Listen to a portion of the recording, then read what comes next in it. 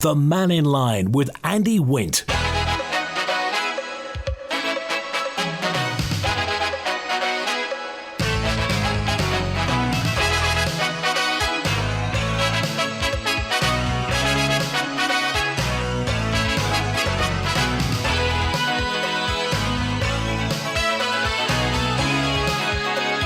Pastor Bye, good afternoon. Welcome to Mannin Line on Manx Radio.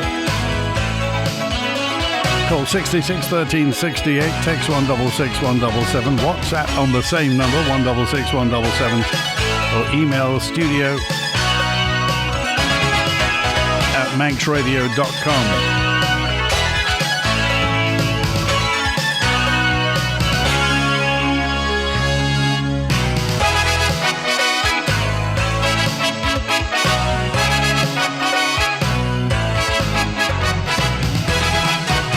Well, first things first, you may have heard the announcement last night that the doctors employed by Manx Care on the Isle of Man are to ballot for industrial action. Does that mean strike? BMA, the BMA is a union, of course. The British Medical Association, the union, is asking for 12.6% raise in pay on the 2023-24 financial year. 12.6%. We'll hear from them later on. The chair of the Isle of Man Medical Society and the local negotiating committee of the union, Dr. Prakash Tirgarajan, will be on just to say, any thoughts on this? I thought we were in enough financial trouble as it was. Now the doctors might be going on strike. Jed's on now. Hi, Jed. Hi, Andy. Some positivity. I'm loving the classic TT theme for next year. I'm liking the branding, really, that it's looking at retro themes, you know, the 70s, 80s and 90s, and I think that will give a really good appeal. And I was just wondering if we could broaden it. You know, if we could broaden it right across the summer. You know, maybe have some music influences, maybe really, you know, get that Bee Gees vibe activated. Have some events, you know, going all over the summer months, maybe to reflect what was going on at those magic times. Really. Well, you wonder, I mean, where's the impetus? Has this come from? Who's decided? DFE have announced it, but I mean, is it the DFE's idea, or has somebody else been lobbying for this in the background? I think everyone who's of that certain age, you know, the 50s and the 60s, crave for going back to their younger years. And, you know, you look at these festivals right across the UK in respect to, you know, where they have the top of the pops kind of bands that we all enjoyed, you know, Human League and Heaven 17. I think it's really linking in with that. And I think it'd be an interesting theme for the island because, you know, those were good days. And I think the Isle of Man is a little bit more slower paced, and we've got the attractions to kind of complement that. So, you know, fair play to those who've kind of steered this direction. If you could put a stage anywhere, then where would you put a stage for bands? Oh, you know what? I have this thought you could have an open air do, say, on the Lido car park, you know, try and replicate that. I think that'd be fun, just to make a point, really. But no, it's really interesting. I mean, who knows? You know, with the advent of the Chief Minister re-election next week, maybe we could re-engage with Sir Miles Walker, and he could be the Chief Minister. Like a retro, you know, back to the days when the hospital didn't have any problems, the airports worked, the steamships were on time. It could be setting a trend, hey? Well, we wait, we watch, and we see. But everybody seems to think it's universally good news, Jed. It is, and we really need those numbers. This year it fell apart, and as we know, that the licensing trade need every bit of help they can get, and these are good customers, and there's a great market out there in the northwest of England. You've got people who have been tempted by the TT but maybe put off by the prices, but if it was marketed as a festival for everyone, you know, that you're not a die-hard biker, and it sort of brings in all the other attractions and things to do in a very clever way, and obviously some reasonable steam packet fares for the foot passengers, it could be great. Interesting. Okay. All right. Appreciate it, Jed. Thanks for calling. Thank you. 11 minutes past 12. DFE's announced 12-day combined schedule for 2025's MGP.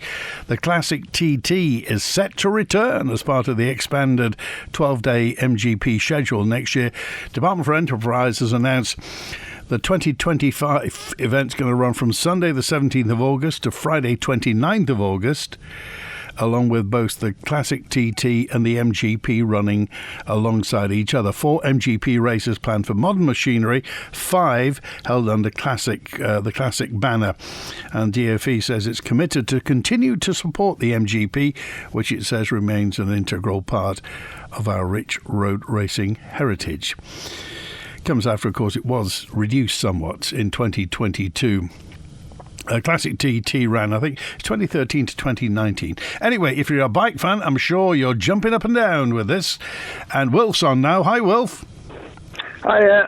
I was just come on for just to inform people of something. There's been talk several times on the radio about, we should put the groins back on Douglas Beach. Yeah. Well, I explained they're for, or what they were for. The groins were put there way back when we had a lot of visitors, and they were put there to keep the sand intact for the visitors to sit on, because we had the longshore drift then. Yeah. And the longshore drift, what the longshore drift is the drift sideways, running with the promenade, either way, running with the promenade, the wind and the tide, and it was taking the sand away. Now, so you put the groins there to hold the sand. That's all they were there for. Now, to put them back is just a total waste of money, time, whatever. It might even make the job worse. Now, we haven't got a longshore drift in Douglas because we built the breakwater, and that's what stopped the longshore drift. That's why all the stones and the sand build up against your prom wall. Now, I'll make a little prediction here. The new stone wall, which is to me is absolutely useless, if it lasts long enough for the stones to build up against it, they will eventually come over the top, and they'll end up on the road just the same. But I think way before that, that wall will be smashed to pieces with an inshore gale. It's only a single sort of, if you like, block, whatever, maybe, I don't know, how, a foot thick or whatever it is.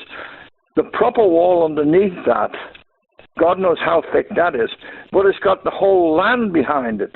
You can't smash that in, but a wall on top of it, you can smash in. That will eventually disappear, I'm afraid. That'll end up on the road. Now, this is the same thing as why we have still got longshore drift in Ramsey. That's why, and we've got no groins, never have had.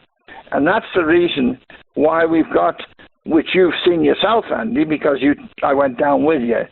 That's why we've got all the rubbish blows into the corner, down at the lifeboat slip, because it can't get past the stone pier.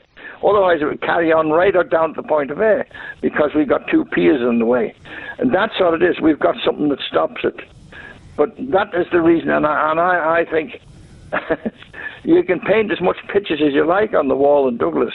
It'll take them with it. I'm afraid it's a failure. Right, so just tell us, is there any hope of the beach ever going down? What could actually help? Because at one time, I mean, how? I'm just trying to remember, when you went out to the Savoy, you used to go down about 12 steps to the beach at one time. Yes, exactly. And you had that big, strong wall behind, which is still there, buried under the sand and stones. Now, the only thing to do with that is take the stones away. I mean, a child at school, if you take the stones off the beach, that stone cannot come over the prom anymore. It's gone. And it's all useful stuff, and it's all for free. The tide brings in more every time. All you've got in Douglas is an in and out. You've got no longshore drift to take the stones down to one end anymore. They did that in Laxey. Well, they did put all the stones back again because they never took them off. You take them off and the job's finished. My old man, when he come and lived in the Isle of Man, he come here when he was 19, and that's over 100 years ago. Now then, one of his first jobs was digging sand and gravel off the North Beach. 12 loads a day with a horse and cart. And it's built up again now, where it's thrown it onto the promenade again. It wasn't taken away because it was coming on the prom. It was taken away to be used. We had none of this thing at the Point of Ayre then. That didn't exist. We had the sand and gravel, which took off the beach. But there's this total waste of time, money, and the waste of good material lying on that beach, which could be used inland for other jobs. Appreciate it. Okay, well, thanks for that today. Good to hear from you. Okay. Cheers now. It's 17 minutes past 12, and David's with us now. Hi, David. Hi, Andy. Just following on from the guy earlier there, I forgot his name now, but I know him quite well. Regarding the positivity that's come out now regarding the Manx Grand Prix and all the other things alongside of it. Remember this year when there was some Germans came over for the Grand Prix, and they brought their trials bikes with them to go to the 2-day trial and waited a little while, and they were disappointed really regarding the shortness of it. Yeah. So, like Jed said, and I remembered his name now, this is going to be positive. Let's put some spin on it. Let's get some of these politicians that are not doing anything at the minute to create something. Do something that's going to be positive. The Isle of Man's got the season, summer, winter, autumn, spring, all the year round. There are things to be done, even minor things like, I'll quickly say, down by the NSC, that lay-by that's owned by the DOI, which has got 3 trucks on it and a forest that's growing underneath it. Why isn't the politicians from the area doing something about that? And the other one is, Andy, if I could say it, I was at the NSC last night because I play bowls, indoor bowls. It never rains indoors. So we're coming out with, I'll say, Dee and Caroline, and we're walking past the ladies' toilets there in the corridor, and there's a big trophy cabinet there with, there must be 12 or 15 solid, I would think solid silver trophies. And there's down that corridor too, there's pictures of people who have done things, world records or done things. I haven't seen anything of Cavendish in the NSC, but he could put something down there, a photograph or something like that on it. But listen, why doesn't somebody get into that cabinet and clean them? They look terrible. Anybody that goes down to the NSC today, tomorrow, or over the weekend, just go down towards the bowls hall. When you're going past the gents and ladies' toilets there's a big trophy cabinet, 6 foot by 4, full of trophies. Look at the state of them. What does it say about the Isle of Man? We don't care. Okay. Oh, by the way, did you win your game of bowls? I suppose technically we won the first one. You'll have to come down sometime. We used to have a Manx radio team. We used to invite Manx radio down to play bowls. It's a great game. It's good for people with all abilities. Come down, enjoy themselves, and when summer comes, we all go outside, the Crown and the Flat Greeners, and we all enjoy ourselves. And we encourage people to come to the Isle of Man. And for just what Jed was talking about, a concert, I remember years ago, I think it was in politics at the time, I'm sure there were Meatloaf on the NSC. Meatloaf played the bowl. Years and years ago, yeah. And all they did was put down loads of shuttering ply. They could probably use it again if they treat it. And why don't we have an outside? Do you remember the time when we used to have Deddy Kissack? Deddy Kissack will come on, hopefully he will. And when we had the big one in Ogden Stadium there. Yeah, I do remember, yeah. And you filled the place. People enjoyed it, and they come to the Isle of Man, not just for the bucket of spade, but to come here because we do things different. And listen, what about that scoreboard? Let's get something done. Oh, apparently there's movement on the scoreboard. I can't say anything more, but apparently there may be some movement. It must be one of these secrets in the council ministers are not telling us. All right. Thanks for that. Good to hear from you. All right. Anne's with us now. I know you're in a rush, Anne, but what's on your mind? I'm just outside a line for life, have to go in for my 12:30 appointment. Sack the doctors. Look no further. A line for life are the answer to our problems, probably a whole lot cheaper in the long run. They work on the nervous system. Our body is built on the nervous system. The only department they don't have in the hospital, to my recollection, not useful department, is the nervous system department. They don't even look at the nervous system. All our ailments come from our nervous system. So I think they're just salespeople for Big Pharma or doctors. So sack them and let's just send everyone to a line for life. Legalise cannabis. Job sorted. All right, thanks for that. Good to hear from you. I want to go to Betty now. Hello, Betty. Hi, Andy. I'm just ringing regarding the announcement about the industrial action from doctors. And I've spoken to quite a few people.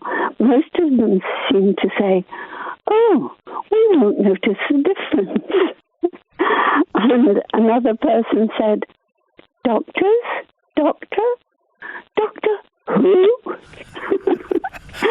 But seriously, I think it's a very sad situation. I think we will probably have to pay them because it's probably cheaper than paying thousands for all these locums. You just wonder. I mean, at the end of it, I sound like a cracked record.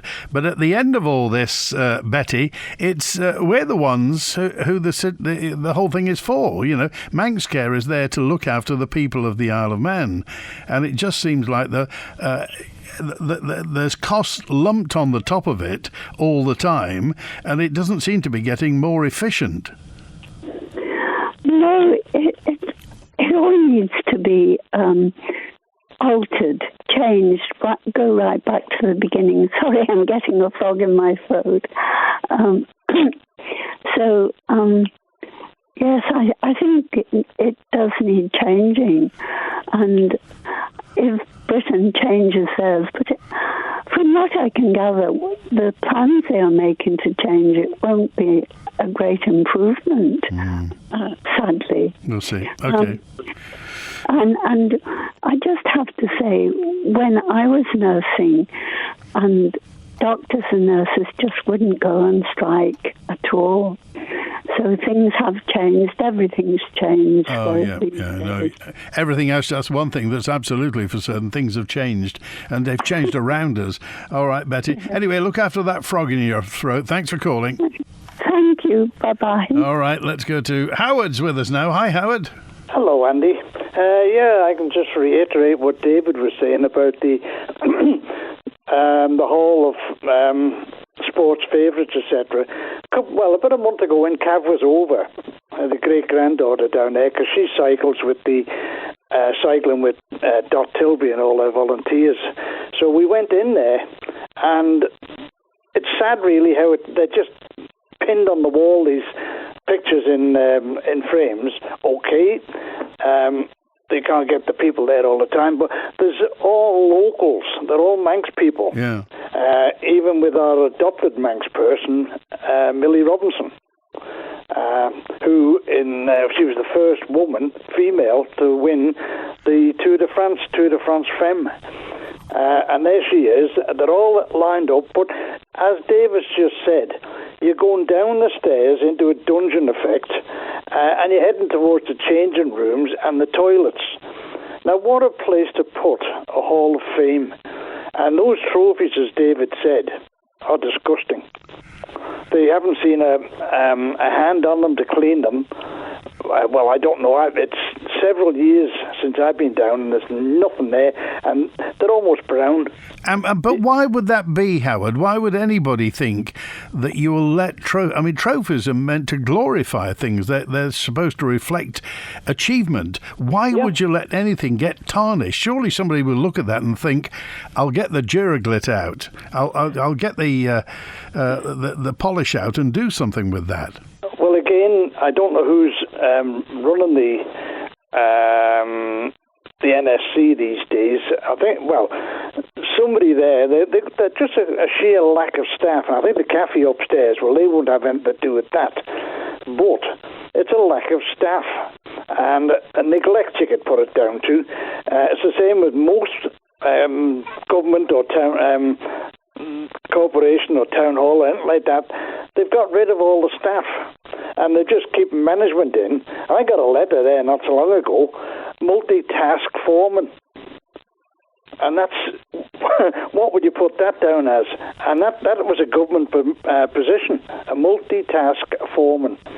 There's no such thing as a joiner, electrician, anything like that. So they're just going around, driving around their wee vans. But that, apart from that, down here where all these pictures are, you've got Stuart Slack, you've got Mike Doyle, Steve Jochen. There's a whole load of them, 2 walls of them. Now, they should be in an area where people don't have to go and look for it. They should be there where people who are coming into the NSC can see these on a regular. And one of those trophies you're talking about there now, it's a massive thing. It's they're not just little fiddly things that you buy down in, some jeweler shop. These are mainstream trophies. And they should be pride and joy. And that's the point. Surely you would have these things that they are to reflect the glory of the participants and the achievement. Why hide them away? Why let them get tarnished? If you're not going to polish the darn things, give them back to the people they belong to. Well, I don't know who these belong to now because they've been there for quite a number of years. I'd say 10 or 15 years or more. And they're in a glass cabinet and they're in a corner. And, unless you actually went looking for this particular area, you wouldn't even know it was there. Yeah. And that's the point. Out of 100 people, who go to the NSC, I'm betting 95 people never even see them. The ones who don't see them don't look at them either. And they had all the glory down there. I'm not taking anything away from Cav, but all the politicians are all down there fawning and scraping around when Cav was on the track. And here we are now with a place, and they call it the Sir Mark Cavendish Raceway, and they got all the previous ones. Steve Jochen, that's my son-in-law, he has and it does say on this thing, that he was the first man to cycle around the TT course at an average speed of 25 mile an hour. Now that takes a bit of going. And all these things are achievements by Manx people, and they've been hidden away. Okay, so, all right. Just to cover up on what David said, he's quite right on that. There should be something down there, and those trophies should be brought up for everybody to see, not just the people who choose to go down there. Appreciate it. Thanks, Howard.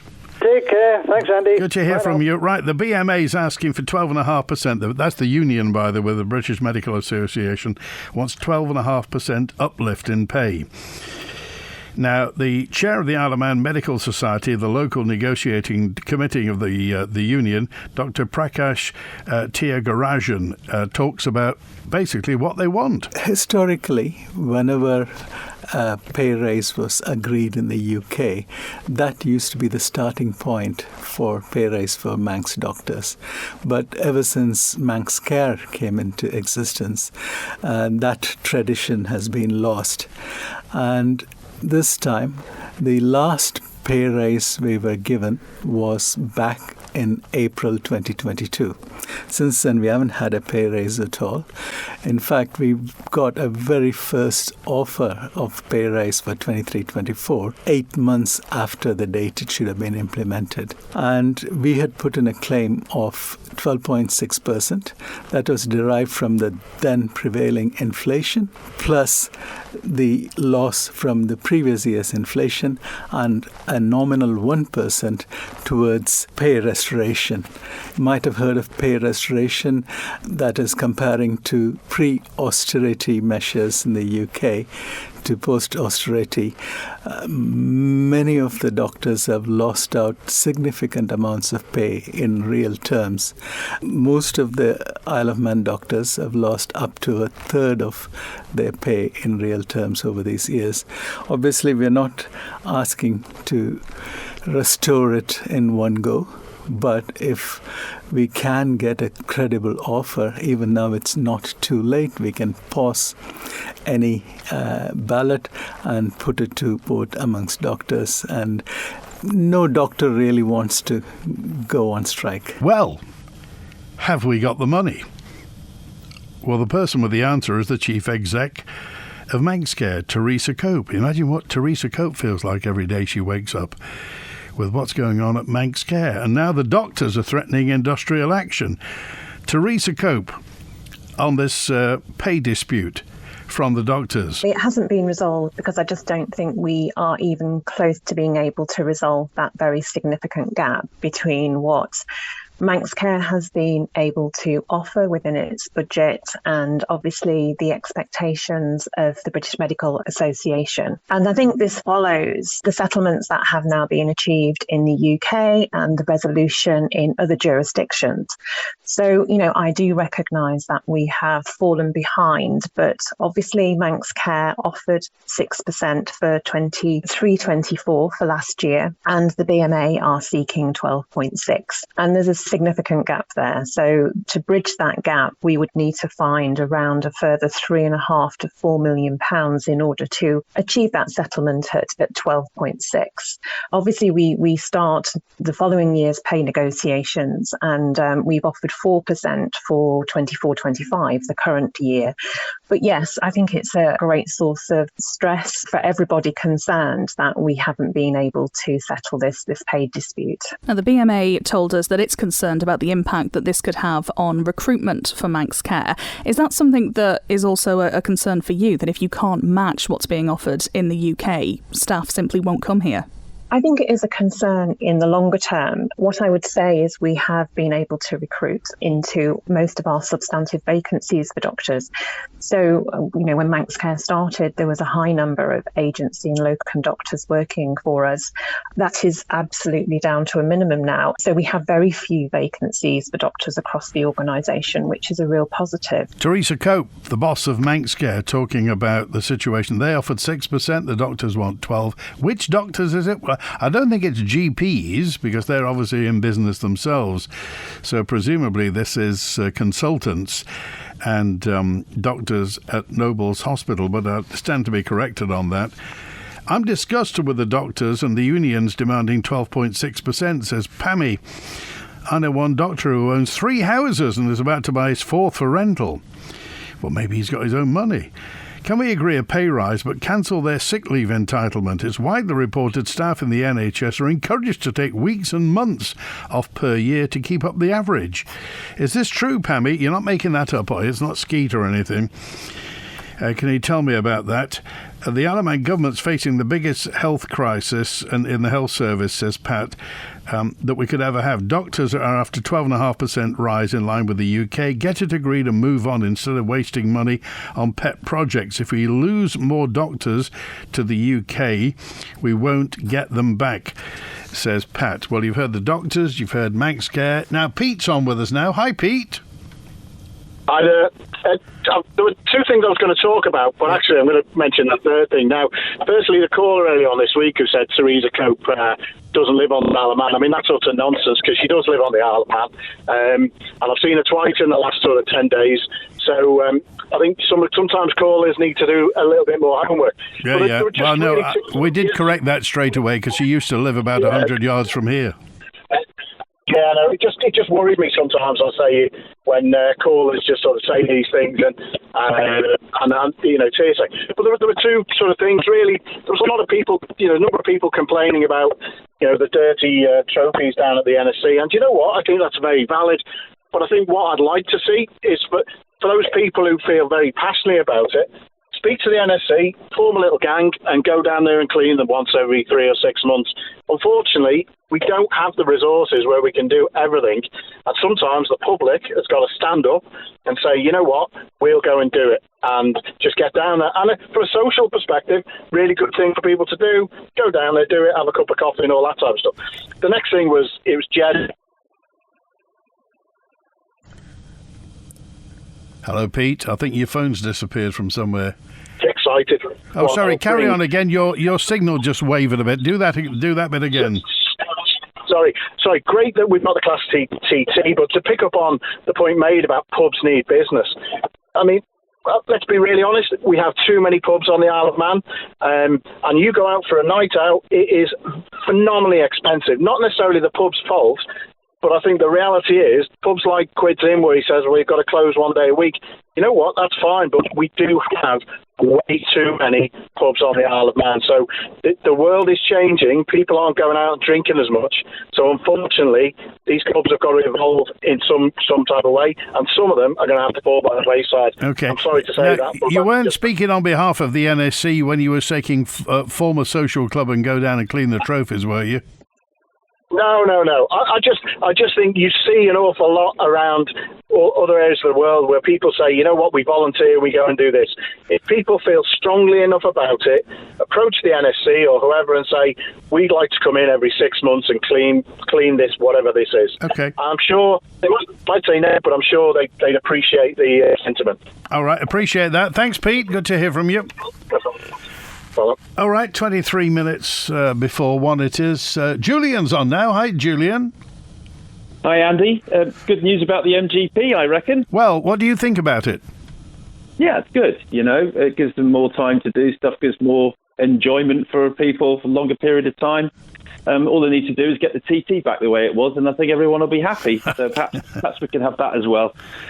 I don't know. Am I missing something? I mean, it's all very well moving around MHKs like Laurie Hooper, but Laurie Hooper wasn't actually responsible for the day-to-day running and planning of Manx Care. I mean, I suppose in a way he's sort of trying to sort out the budgets for it, you know, what money you can get for it. Why aren't we asking Teresa Cope what is going on, seeing as she is the Chief Executive Officer of Manx Care? I mean, you know, she's given these statements about, well, the budget and... hang on a minute. The whole structure of the Manx Care is under her watch. So why isn't Teresa Cope talking about why we're shoveling endless amounts of money more every year and Manx Care is going worse? And that's the point where we, the public, I don't think, has it been made patently obvious where the responsibility lies? Because obviously the DHSC is the political arm of it. The day-to-day operational arm is Manx Care. Now, Mr. Hooper must have known about the overspend. Surely he must have known how much it was going over budget.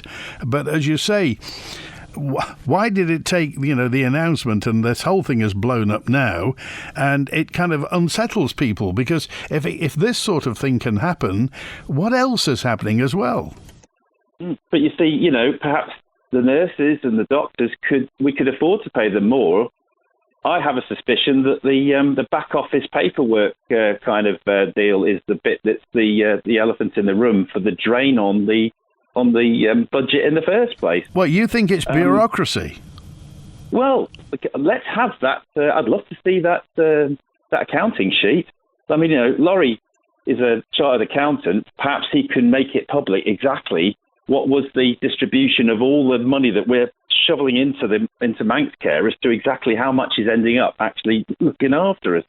And while we're at it, at the meat plant, can we please have a statement from Rebecca Meir? You know, are we going to have like new refrigerators in at any time soon, or, you know, the same kind of idea? You know, she's the managing director of the meat plant. Not heard a dicky bird out of her. So is the meat plant all right? Are we all right for keeping our meat supplies on the island, you know, in good shape? Well, and of course Tesco have agreed to take some Manx meat. So, and Tesco are very, very conscious about their yield per, you know, metre and centimetre of their shelves. And if we don't supply the meat, it may be that they'll just take the shelves back. And we can have a chat with them about grasslands being more carbon sequestering than trees. So in theory, the Isle of Man is actually probably way better on that carbon emission. Not that I believe in the carbon emission, but if we must. My main thing was, it's not very long, you brought up an interesting point yesterday about data centres and their electrical usage. Oh, crikey, they are huge. Well, if we take the MUA's CareVi thing that went through in the post, they're saying that the Isle of Man average demand is 40 megawatts. So just think of 40. That's the whole of the Isle of Man's electrical needs, not heating or anything, but just, and that's including all the commercial stuff, keeping Nobles, which is vast, 24/7, lights, heat, the whole stuff, you know, that kind of thing. So how much do you think the Yotta NMI Mumbai data centre takes? Go on. 50 megawatts. The Isle of Man averages 40. How much do you think China Unicom, the sort of equivalent to our Manx Telecom data centre, uses? Go on. 110. The China Mobile in Harbin is 120 megawatt.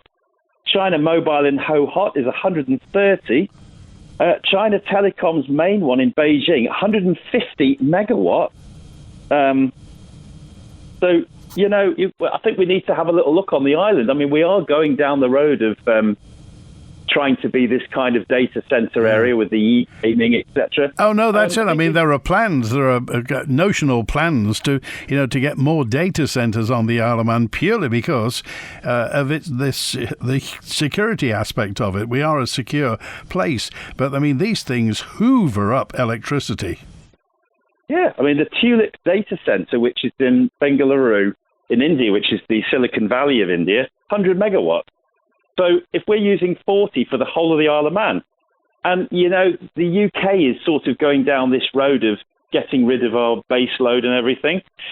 It's been closed now, but the Anglesey Aluminium Metal Limited, that was the aluminium foundry in North Anglesey.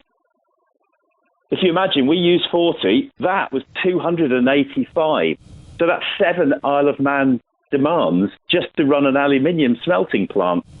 So if the UK wants to get rid of all the industry, I mean, I think this is why Germany, which was always the industrial powerhouse of Europe, they're reversing course and going back to the likes of coal. And I noticed that Dateln 4, which is the new coal power station near Dusseldorf, that one is actually putting out less muck out into the atmosphere than a gas turbine is because of all the latest high temperature boiler thing that they're using.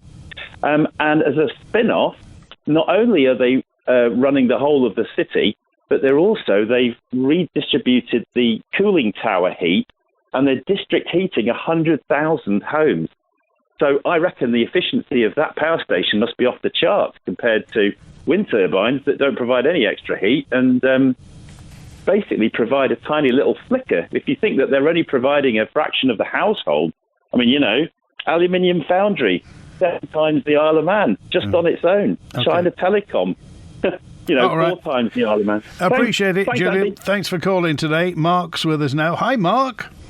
Yeah, hi, Andy. I was linking the NHS to energy. Energy is my main focus, but I was in a accident and emergency yesterday, and it was very busy. I think we waited about 3.5, 4 hours before we finally got through, which is, a bit of time, but the nurses, the staff, the doctors were absolutely fabulous, dealing with a very, very busy period, and I can't speak highly enough of them. And obviously the pay rises are coming in, and, whether the government likes it or not, we're going to have to stay competitive, but at the same time, we've got to manage our costs. And I just sat there and I just started to get really angry, with the government. And, they're procrastinating and delaying the development of Kroger, which I think is absolutely disgraceful. I'm for Orsted as well. I don't know where that's at. And they just seem to be going round and round in circles. They can't make a decision on bringing potentially additional revenue to the Isle of Man. And in the meantime, they're infighting and making this ridiculous thing about, who the next chief minister is going to be, as if that's going to make any difference at all.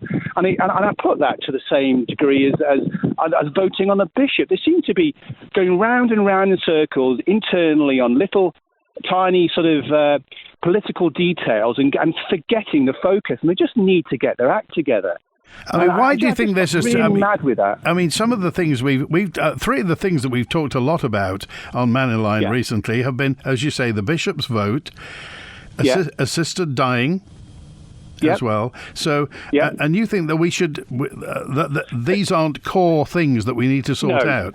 My father, my dad, God bless him, always said to me, focus on your job and everything else will take care of itself. Now, that's a very brutal statement, but unless we take care of the economy, we're going to have no money to spend on anything. And the DOI at the moment is sitting on $1 billion contract. And I'm still not convinced they're going to say yes to it because they seem capable of making a decision. And this should be This should be the centre of the discussion. Can you name one MHK that's actually spoke up for Kroger? and said, this is a really important national asset, we should develop it. Well, that's important. You say, talk about your father, concentrate on the job and everything falls in behind it. So why do you think our politicians don't take that approach? Why do you think they're getting diverted by secondary issues? I'm old enough to remember, I'm not going to say the late great, but I think a lot of the previous MHKs had more of a business background. And I'm not talking about accountants and what I would call corporate service providers. I'm talking about ex-farmers and businessmen who unless they made strategic decisions, their business would fall apart or their business wouldn't move forward. At the moment, I've never seen a parliament full of, I call them bureaucrats and pen pushers and focused inward rather than saying, okay, where do we want to be? How are we going to get there? And forget, they get caught up in detail. And it's just so infuriating. And I mean, also, they just seem stuck on ideologies. So, if you look at, I'm for Orsted and Kroger, but politicians will come out and speak about Orsted and how wonderful this big business is. They were front and centre at the Isle of Man conference. Not a single person, not a single MHK speaks up about Kroger, which is a local Manx startup company, and it's just disgraceful. I mean, if I had my way, I'd sack a lot of them. But again, we can't do that. We voted them in. They need to focus on what they need to do and get on with it and start focus on bringing income to the Isle of Man so we can afford to pay doctors and nurses and frontline services. Sorry, okay. Andy, I was really angry sitting in A&E yesterday and I needed to get it off my chest. I appreciate it. Good. Thanks for calling, Mark. Thanks a lot. Take care. Good Bye-bye. to hear from you. It's 12 minutes to 1 now. Here's Bill. Hi, Bill. Hello, Andy. Thanks a lot for taking my call. I'm just puzzled by the BMA asking for a 12.5% rise and comparing it with the UK. Whereas on Isle of Man, the top rate of tax is 22%, and in the UK, the top rate of tax is 45%. Income tax, I'm talking about.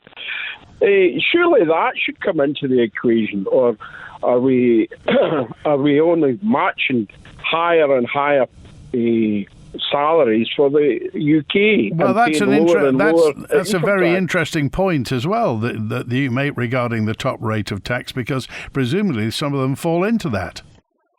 Well, presumably, exactly.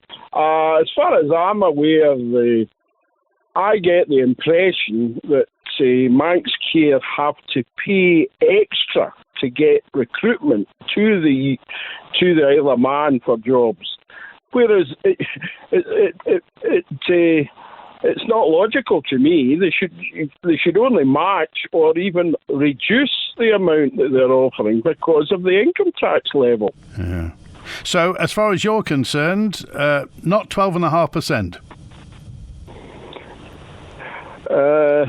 Not 12.5%, if I'm correct in what I'm saying. That the top rate of tax they're paying in the UK is 45%. And do you think Manx Care will hold out against that?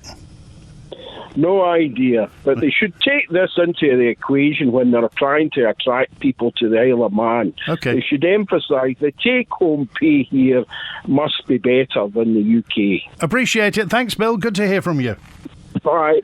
10 to 1 now. How would you like to be remembered? Why not create a lasting memory by leaving a legacy donation to the Queen's Pier Restoration Trust? This would help our dedicated team to continue the restoration to save our historic landmark. Whether you can make a regular donation, leave a legacy donation, or request funeral donations in lieu of flowers, you will be remembered. To find out more, email qprt@manx.net or visit us on Facebook. This audio has been kindly sponsored by Paul Carey & Sons.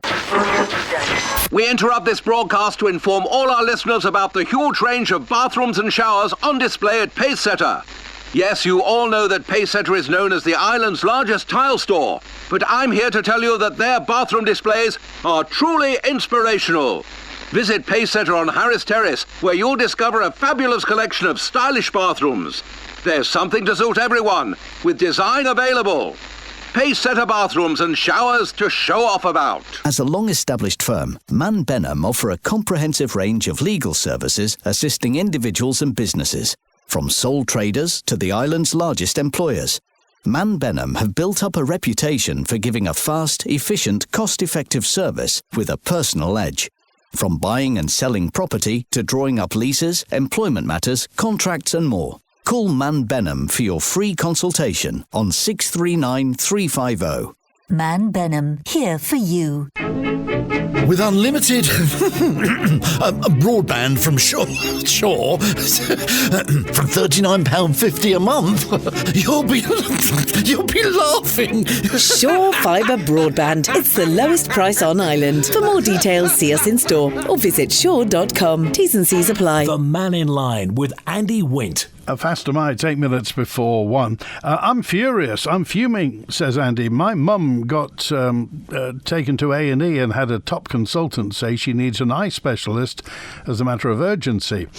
She had an appointment for next week. Terrific. Then the post arrives today, cancelled due to unforeseen circumstances. New appointment is for summer next year. Seeing her suffer is absolutely awful, and she's in pain. It's horrendous. I just wonder who cares at the moment. Manx Care, no care. That's Andy's opinion. When's the government going to wake up and listen to Wilf and the people of the Isle of Man? Thank you for that point. And I totally agree, says Trev. Totally agree with the previous caller. Well said, Mark. Next week on Mannin Line, Monday, the Chief Constable is on. Russ Foster will be on Mannin Line. We'll hear what Mr. Foster has to say. We'll take some calls and messages. If you've got anything you'd like to put to Mr. Foster, then by all means do get in touch. Answer phone 682-631, or you can email manninline@manxradio.com. Chief Constable on Monday. A week tomorrow, that is Thursday the 31st, the Treasury Minister is on. Dr. Allenson will be on Mannin Line Thursday 31st, talking about, amongst other things, we'll talk about the Manx National Insurance Fund, because I understand there'll be some announcements regarding the NI Fund. Do you remember Dr. Allen said the fund's going to be exhausted in just over 20 years' time. So the Treasury Minister's on, and also, coincidentally, next Wednesday, a week today, it's the UK budget, this difficult budget that the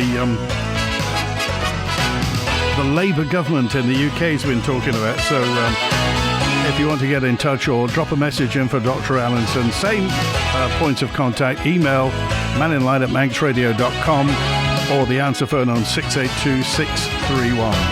Or you can take your chance on the day.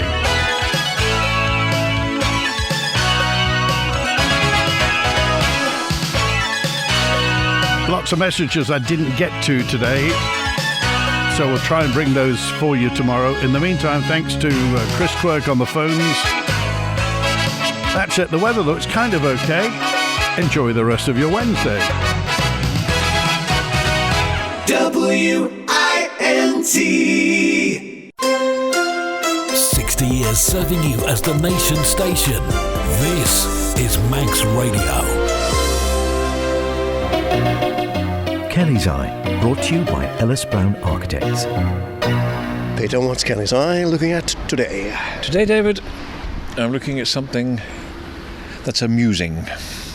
Amusing? Yes. Muse. Muse, yes. Or, as cats would say, meows. Right. We're just off the promenade in Douglas, and we're looking at 4 buildings.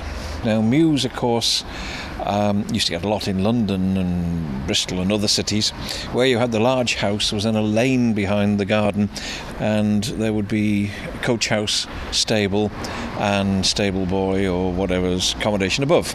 And they became Muse houses, and of course in London now there can be anything up to £750,000 or £1 million. Much sought after. Yeah. So here we are in what I wouldn't have thought was a much sought after area, and we're looking at 4 houses. Each has a garage, then a doorway which takes you in, and then you go upstairs, and then your accommodation starts. So you've really got a house on top of a garage. And they're quite tall. Well, 3 stories, and the sign which we're referring to says Esplanade Muse. They're in what I think is just known as Esplanade Lane, but of course that doesn't sound a very nice address, so Esplanade Muse is where we are.